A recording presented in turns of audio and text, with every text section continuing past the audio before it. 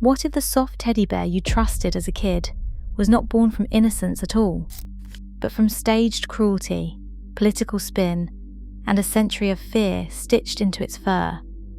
Picture it, a bear on a child's pillow, a plush toy in Instagram nurseries, a mascot in hospital wards.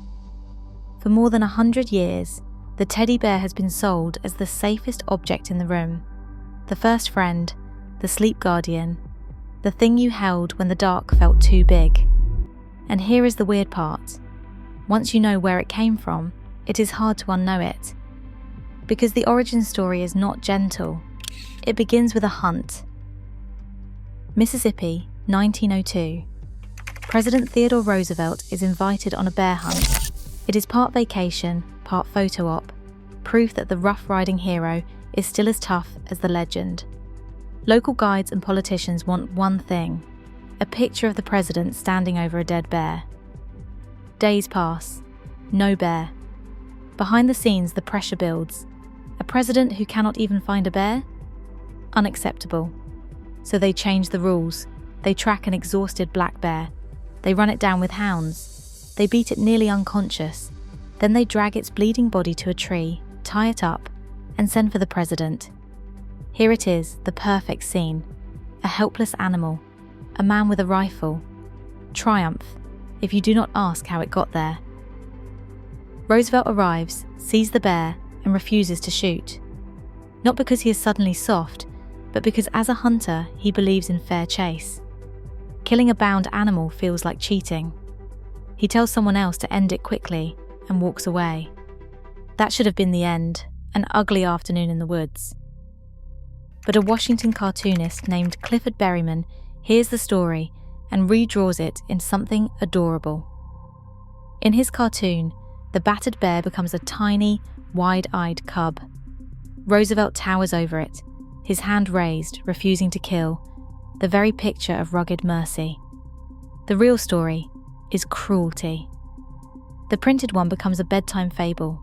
The cartoon spreads nationwide. Americans fall in love, not with the bear, but with the idea of their president sparing something cute. The caption reads, "Drawing the line in Mississippi. No blood, no ropes, just a powerful man choosing kindness." In Brooklyn, a shop owned by Morris and Rose Michtam puts the newspaper on the counter. That night, Rose sews a small stuffed bear with button eyes and drooping paws. Morris writes a sign and places it in the window that reads, "Teddy's Bear." People stop. People stare. People buy. Orders explode. Teddy bears sweep America. And at almost the same moment, across the ocean in Germany, Margareta Steiff, who built a toy business despite childhood polio, had been making stuffed animals for years. Her nephew designed a jointed plush bear that could sit up and move its arms and legs. At the Leipzig Toy Fair, American buyers placed huge orders. Those bears crossed the Atlantic, and the craze multiplied. So in just a few years, a dying bear in a Mississippi swamp was reborn as a global comfort object. A wild predator was reinvented as a permanent toddler, soft, round, forever begging for a hug. History likes to stop there. Violence transformed into cuteness. But the century that follows stuffs the bear with something heavier. War comes, twice. Photos from World War II showed teddy bears tucked under the arms of children boarding evacuation trains. Bears in suitcases. Bears in shelters. A toy born from a political moment becomes a portable shrine of safety in a world that can't guarantee any. And even if your family didn't live through that specific war, the pattern is familiar. People forced to move, to hide, to start over. Sometimes with only one small object that still feels like home. Psychologists call it a transitional object, the thing a child uses to bridge the gap between dependence and independence. For millions of us, that thing wasn't a blanket, it was a bear. We told it secrets we didn't have words for. We soaked its fur in tears. We threw it across the room when we were furious at a world we were too small to fight. It took the hits and never hit back. Even now, in closets and attics, there are bears with one eye missing, fur worn to fabric, stuffing leaking at the seams. Every loose stitch is a record of some night you needed comfort no one else knew how to give. Maybe you know exactly where yours is. Maybe you swear you don't care anymore, but somehow you never threw it away. Or maybe you've bought one for a child. You catch yourself choosing the softest one, pressing the fur with your thumb, like you're testing whether it can carry the same weight.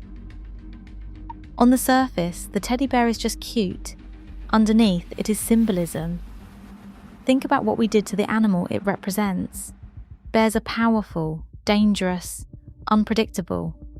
We shrank them, rounded their features, enlarged their eyes.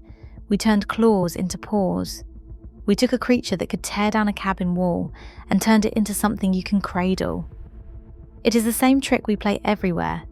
We turn power into plush. The original teddy was named after a president who lived for the hunt and preached the strenuous life.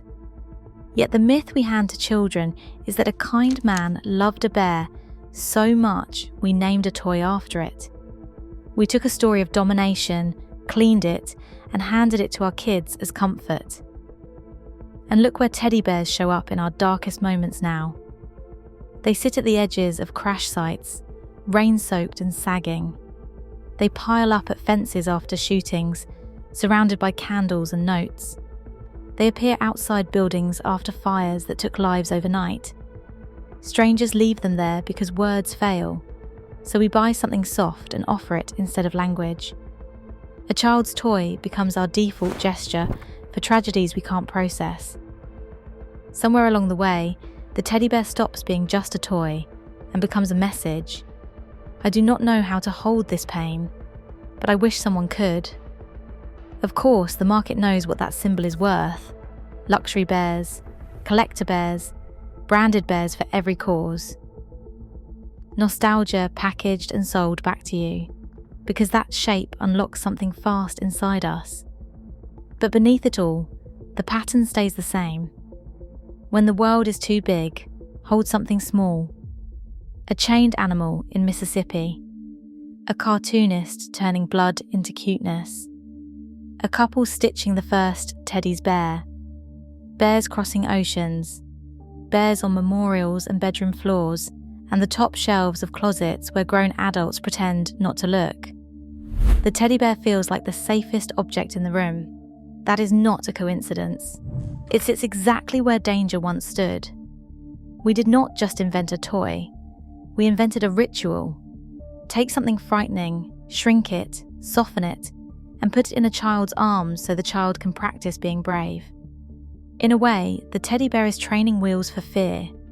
It teaches you, night after night, that you can survive the feeling and still fall asleep. So the next time you see one, on a baby registry, in a thrift store bin at the foot of a rain-soaked memorial, pause. Look past the button eyes and the stitched smile.